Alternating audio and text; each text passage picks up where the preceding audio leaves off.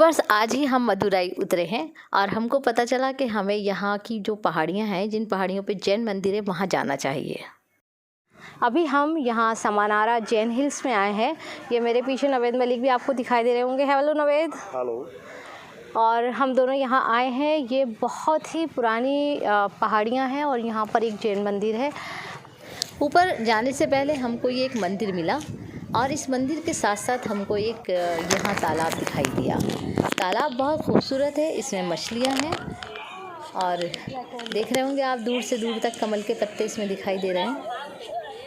ये मछलियाँ और इसमें रंग बिरंगी मछलियाँ बड़ी खूबसूरत। और मुझे ये मंज़र इतना दिलकश लगा कि मुझे लगा कि इसे शूट करना चाहिए और आप लोगों को भी दिखाना चाहिए।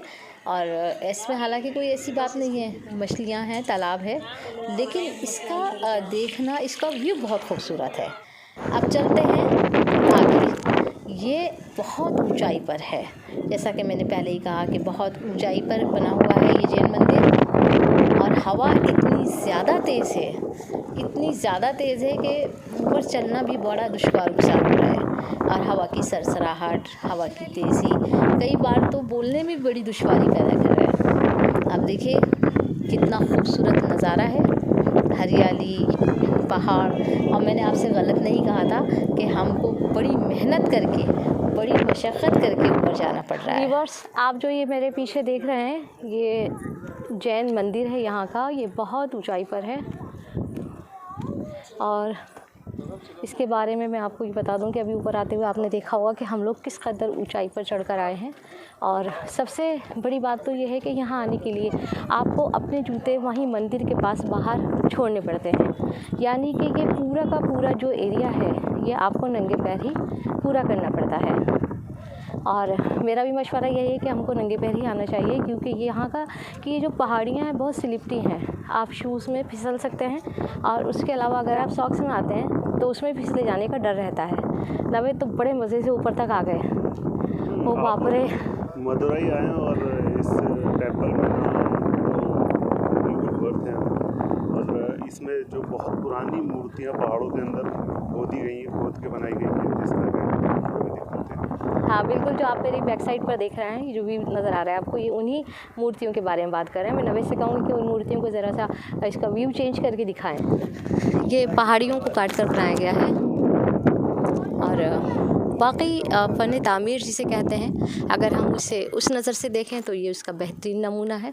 बहुत ऊंचाई पर आके ये समानारा की पहाड़ियाँ हैं जो मदुराई जंक्शन से तकरीबन 26 किलोमीटर दूर है। और क्योंकि हम आज ही मदुराई आए थे और अभी हमारे पास ट्रांसपोर्ट का कोई भी ऐसा साधन नहीं था, तो हमने सोचा कि ना ऑटो ली जाए और ऑटो के ज़रिए ही हम यहाँ तक पहुँचे। हालांकि ऑटो वाले ने यहाँ तक आने जाने के लिए 700 रुपये हमसे चार्ज किया, लेकिन यहाँ आकर इतनी ऊंची पहाड़ियाँ चढ़ने के बाद जो व्यू हमने देखा, तो यहाँ आने के बाद लगा कि ना तो पैसे ज़्यादा हैं, ना ये ऊंचाई ज़्यादा है। हालांकि मुझे बार बार ये एहसास हो रहा था कि ऊंचाई बहुत ज़्यादा है और मैं नवेद से बार बार कह रही थी कि नवेद चलो वापस चलते हैं, यहीं से हम एक व्यू ले लेते हैं। और क्योंकि पूरी रात का सफ़र, एयरपोर्ट पर टाइम से पहले पहुंचना, 6:55 की फ़्लाइट थी और इस वजह से बहुत सारी चीज़ें हमको छोड़नी पड़ी। हमको नाश्ता छोड़ना पड़ा, हमको आराम छोड़ना पड़ा। देखिए यहाँ से जो पहाड़ी से व्यू दिखाई देता है, बहुत चुभ रहे हैं पैरों के अंदर। छोटे छोटे कंकर हैं और यहाँ से एक अलग ही व्यू दिखाई देता है। और यकीनन व्यूवर्स भी इसको एंजॉय कर रहे होंगे। हम यहाँ बहुत ऊंचाई पर हैं और इस वक्त दिल्ली के अंदर बहुत ज़्यादा ठंड है, बहुत ज़्यादा। और हम यहाँ सिंगल टी शर्ट में और पसीनों में नहाए हुए हैं, क्योंकि एक तो यहाँ का मौसम बहुत खुशगवार और ऊपर से इतनी ऊंची पहाड़ियों पर चढ़कर आना अपने आप में एक बहुत दुश्वार गुजार मरहला था। इस दुश्वार गुजार मरहले के बाद जब मैं नीचे की जानिब आ रही थी तो दूर से तालाब का ये मंजर बड़ा ही खुशगवार लग रहा था और ऐसा लग रहा था जैसे सारी थकान ख़त्म हो गई। तो मुझे लगा कि मुझे एक बार ये व्यू आपको फिर दिखाना चाहिए। और इसके बारे में मैं आपको बताना ये भूल गई थी कि इस तालाब में जो मछलियाँ हैं उनकी जसामत, यानी वो इतनी बड़ी बड़ी हैं कि कहा जाता है कि इंसान के साइज़ से भी बड़ी बड़ी मछलियाँ इस तालाब में मौजूद हैं। और यहाँ ये मुरमुरे खाने के लिए लोग यहाँ आते हैं, इनको मुरमुरे, चने ये सब खिलाते हैं। तो ये सब खाने के लिए ऊपर आती हैं, तब ये दिखाई देती हैं।